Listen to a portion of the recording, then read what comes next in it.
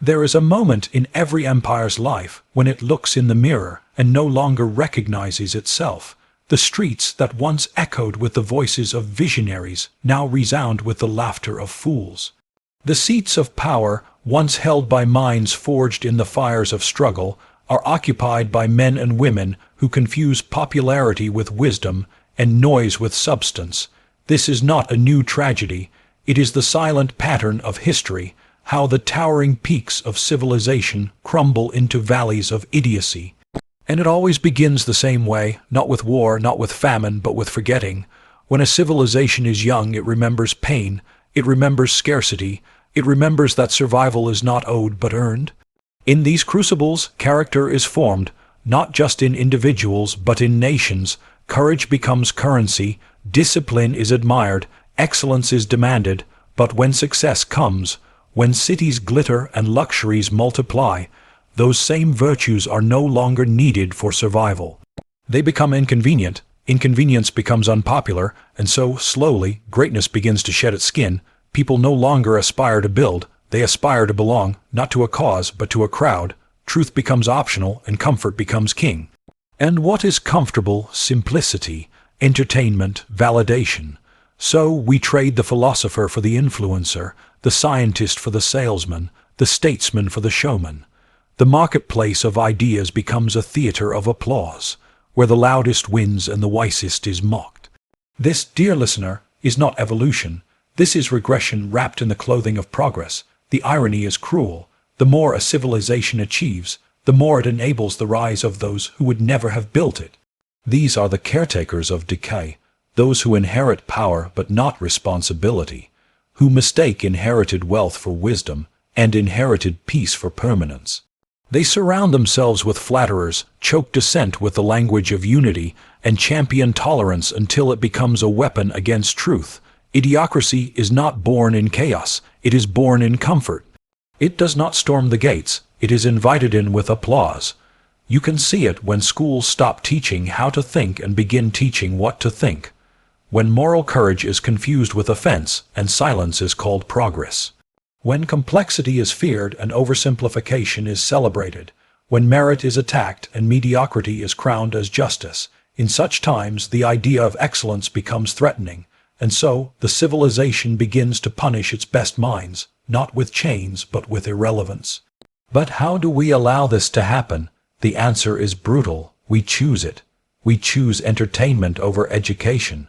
We choose ease over effort. We choose noise over nuance.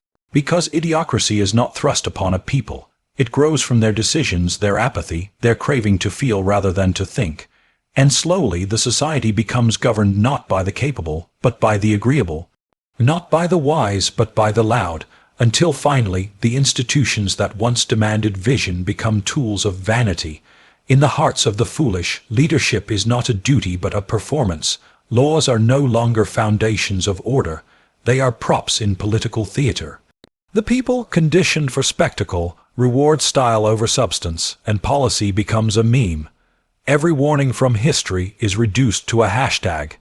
Every great warning sign is ignored until it becomes a eulogy. Yet in the ashes of every fallen civilization, there are always those few who remember what built it. They are the ones who question when others conform, who endure ridicule to speak hard truths. They are the seeds of the next rise, and their burden is heavy, because restoring a fallen civilization requires more than rebuilding walls. It demands the restoration of virtue, and that's where we must look. Not to blame, but to responsibility. Not to punishment, but to principles. We must teach again that liberty without wisdom is a trap, that equality without merit is tyranny, and that freedom without virtue is suicide. Because the only antidote to idiocracy is not intelligence alone, it is the courage to live by truth, even when truth is mocked.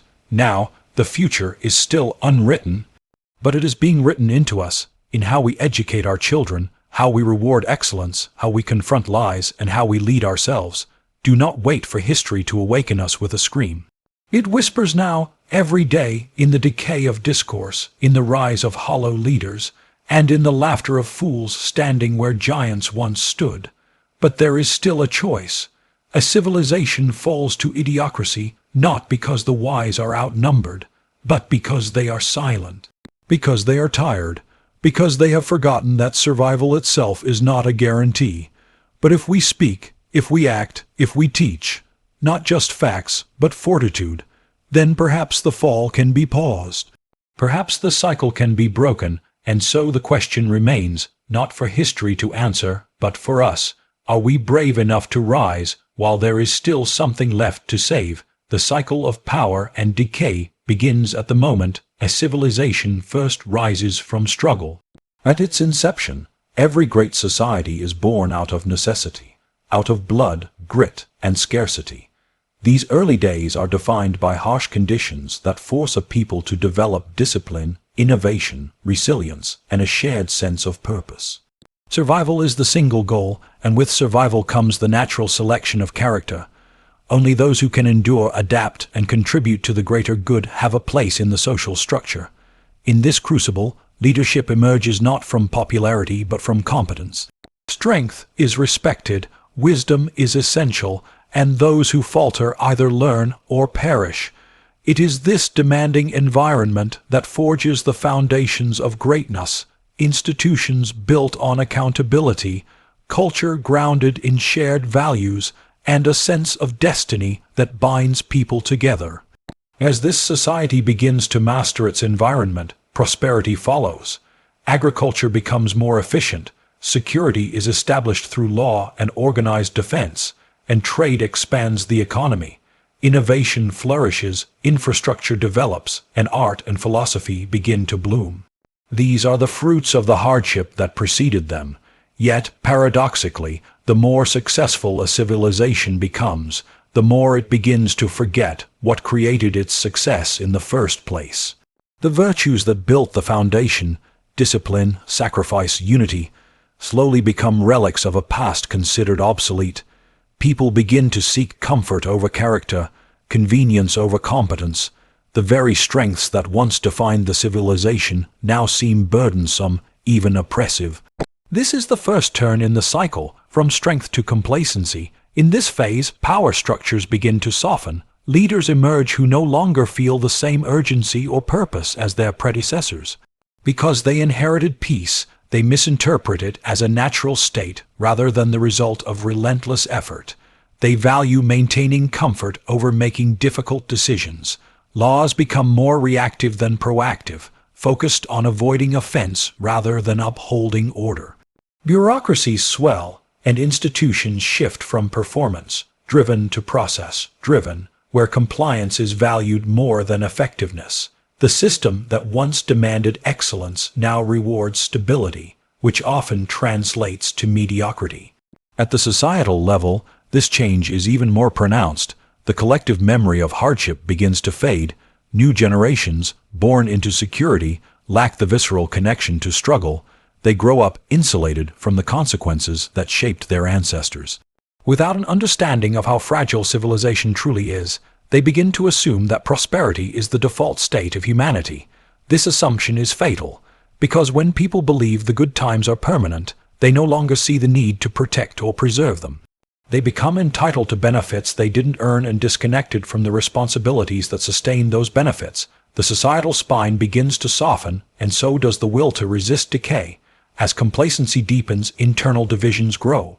Without a unifying purpose or external threat, society turns inward. Debates become more about identity than ideas, emotion overtakes logic, and politics becomes less about governing and more about performance. In the early days of a civilization, leadership was demanded and scrutinized. In the declining phase, it is either blindly worshipped or endlessly mocked. Both extremes signal the same rot, the loss of a mature civic culture.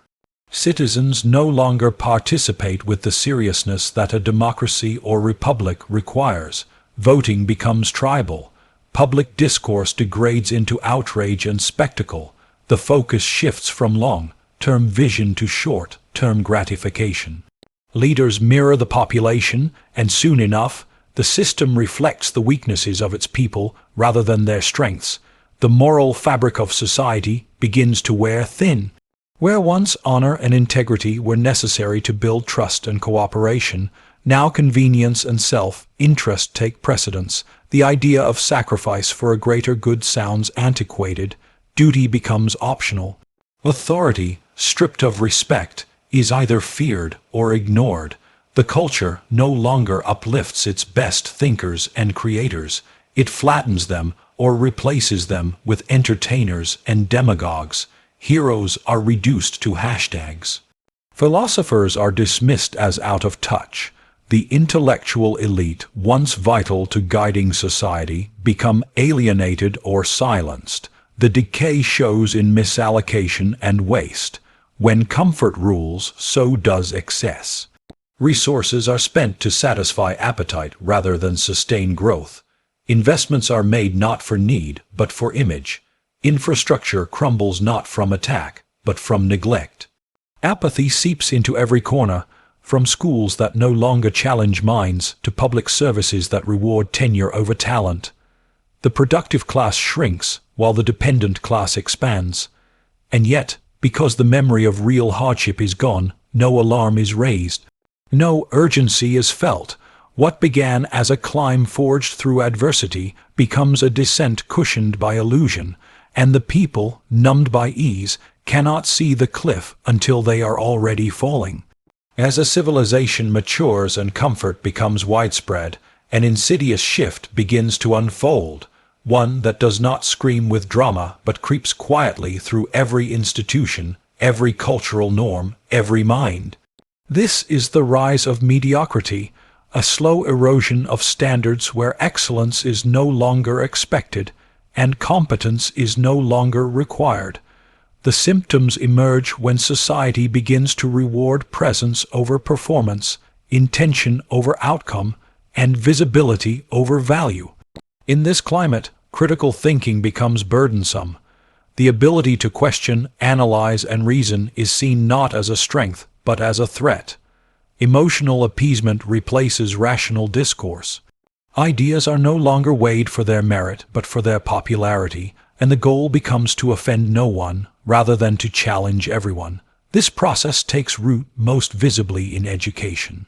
Once the engine of advancement and a sacred ground for the cultivation of minds, education slowly becomes sterilized and standardized.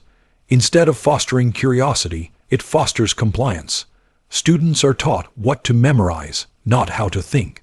The goal is no longer to create informed, independent individuals, but agreeable citizens who do not disturb the status quo. Standardized tests replace intellectual rigor. Critical debate is avoided because it might provoke discomfort. In such an environment, the student who questions too much is labeled disruptive, while the one who quietly repeats accepted opinions is rewarded. Over time, the idea of intellectual excellence is not just abandoned, it is subtly punished. In parallel, cultural values begin to shift. Where once admiration was reserved for the courageous, the disciplined, and the visionary, society now elevates the relatable, the entertaining, and the superficially inclusive. Popularity becomes the new metric of worth. People who contribute little of substance but master the art of visibility, through social media, through marketing, through carefully curated personas, become cultural icons. As this trend deepens, a society's heroes are no longer those who build, but those who attract attention. Substance yields to style, and in the eyes of the masses, perception becomes indistinguishable from reality. Mediocrity thrives in this environment because it is non-threatening. It does not challenge, innovate, or provoke reflection. It conforms, and conformity, in a society drifting from its ideals, is the most rewarded trait. This creates a feedback loop where individuals stop striving for excellence because there is no real incentive to do so. The workplace mirrors the culture. Promotions go to those who are inoffensive rather than inventive, who align rather than lead. Bureaucracy swells with process-driven individuals who confuse routine with responsibility. In every field, science, art, politics, academia, the innovators are pushed to the margins, while the agreeable climb the ladders of power. Politics becomes especially vulnerable to this shift. Once a domain for those with a vision for their people, politics devolves into a game of optics. Politicians learn that it is more advantageous to say what people want to hear than to act on what people need to know. Poll-tested speeches, virtue signals, and slogans replace policy. The populace, conditioned to crave affirmation rather than challenge, elects leaders who mirror their comfort zones rather than extend their capacities. These leaders do not rise by offering solutions, but by avoiding controversy. Their chief skill is self-preservation, not service. The state, under such leadership, does not collapse outright. It simply loses its ability to grow, to protect, to lead. What makes the rise of mediocrity so dangerous is its ability to disguise itself as progress. On the surface, things may appear more inclusive, more accessible, more democratic, but underneath, the substance erodes. Institutions that once maintained high standards slowly lower them in the name of fairness or relevance. Excellence becomes elitism, rigor becomes oppression, merit becomes a myth. Instead of lifting people up to meet higher expectations, society brings the standards down to avoid discomfort. And once lowered, those standards are rarely raised again. Over time, this cultural saturation in mediocrity affects individual psychology. People internalize the message that greatness is not necessary, that good enough is in fact preferable. The pursuit of mastery, once a noble endeavor, becomes seen as obsession or arrogance. Ambition becomes suspect. Those who reach too high are seen as out of touch or worse, oppressive, and so a quiet war begins, not against ignorance but against brilliance. The truly capable are met with envy, not respect. The innovators are told to wait. The dreamers are told to be realistic. The standard bearers are asked to apologize. As this mindset becomes the norm, mediocrity is no longer an accident, it becomes a virtue. It is codified into policies, taught in classrooms, and celebrated in media. The society that once thrived on excellence becomes terrified of it.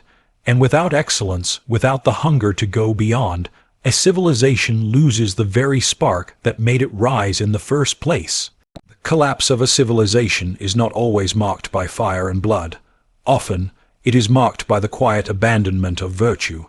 When a society no longer holds truth, honor, and discipline as pillars, it begins to rot from within, long before any enemy approaches from without. The price of abandoning virtue is not just moral decay, it is structural collapse. Virtue is not a luxury for the righteous, it is the glue that holds every functioning institution together. Without it, law becomes loophole, justice becomes performance, and leadership becomes a game of appearances rather than accountability. The unraveling begins the moment a people decide that comfort is more valuable than character, that sentiment is more urgent than principle. In the beginning, virtue is not merely taught, it is expected. A leader is measured by courage, restraint, integrity, and foresight. A citizen is expected to value truth over convenience, to act with integrity even in private, and to serve something larger than themselves. These values are what build trust between individuals, between institutions and the public, and between the present and future. But when virtue becomes burdensome, when it demands too much in a society that now seeks the path of least resistance, it is slowly sidelined. At first, it is disguised as pragmatism. Principles are called idealistic. Truth is labeled divisive. Integrity is rebranded as inflexibility, and thus begins a cultural shift where compromise becomes cowardice in disguise, and manipulation is mistaken for strategy. The abandonment of virtue allows unprincipled individuals to rise unchecked. They speak in the language of values but serve only their vanity. They perform sincerity, but not out of belief, only because the optics are useful. Without virtue to anchor public life, lies become tools, not transgressions. The truth becomes malleable, tailored to audience and ambition. Leaders are no longer held to account because the people themselves have stopped demanding it. When a society ceases to reward virtue, it also ceases to punish vice. Corruption is tolerated, then normalized. Scandals become entertainment, not outrage. The public grows numb to dishonor, and cynicism replaces moral expectation. This moral disintegration spreads into every institution. In governance, laws are interpreted not based on intent, but on utility for those in power. Legal systems once designed to reflect justice begin to reflect political fashion. Officials speak of fairness while engineering systems that protect the elite and abandon the vulnerable. Public trust erodes. People no longer believe the law applies equally because it no longer does. Justice is not blind, it is bought. This betrayal fractures the social contract. People disengage not out of apathy, but out of disillusionment, and in the vacuum left by virtue, extremism grows. In education, the consequences are equally corrosive. Without the foundation of intellectual honesty and moral clarity, knowledge becomes politicized. History is rewritten to serve present agendas. Objective facts are labeled oppressive. Students are no longer taught to seek truth, but to affirm ideologies. The classroom becomes a stage for conformity, not exploration. The idea of the virtuous scholar, the disciplined truth-seeking, self-correcting mind, fades. In its place emerges a generation taught that emotion trumps evidence, and that moral posturing is equivalent to ethical living. The next wave of leaders grows up without the internal compass that virtue provides. Culture, too, becomes hollow. Art, once a medium to express beauty, tragedy, justice, and hope, devolves into spectacle. Integrity is replaced by provocation. Artists who once aimed to elevate consciousness now chase virality. Values like humility, sacrifice, and duty are seen as archaic, while narcissism is mistaken for authenticity. The culture reflects what it rewards, and a society that no longer honors virtue inevitably breeds vulgarity in both tone and content.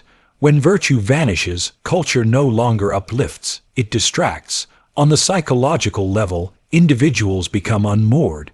In a virtuous society, people are guided by internal principles, which offer resilience in times of chaos and clarity in times of confusion. But in a culture where virtue is derided, people lose their anchor. They chase trends, opinions, and feelings without a moral core to orient them. Ethics becomes situational. Integrity becomes negotiable. The idea of right and wrong is replaced with your truth, and my truth, and eventually with no truth at all. In this void, anxiety, distrust, and despair rise. People lose faith not only in their institutions, but in each other. The most dangerous result of abandoning virtue is that leadership becomes detached from responsibility. In a system no longer grounded in ethical expectations, leaders are not held accountable for failure, only for unpopularity. They become performers, navigating perception instead of guiding the people through truth and hardship. They make promises they know they cannot keep, because honesty has become politically fatal. When virtue is no longer a standard, it becomes a liability. And so, the leaders with the most conscience begin to withdraw. The most principled voices go silent, and into the silence rush those who care not for truth, but only for power. This is the final price of abandoning virtue, not simply the collapse of systems, but the collapse of meaning. When a people lose sight of what is worth sacrificing for, worth believing in, worth standing firm on even when it is difficult, they become easily manipulated, easily pacified, easily ruled. And that is when idiocracy triumphs, not with a roar but with a shrug.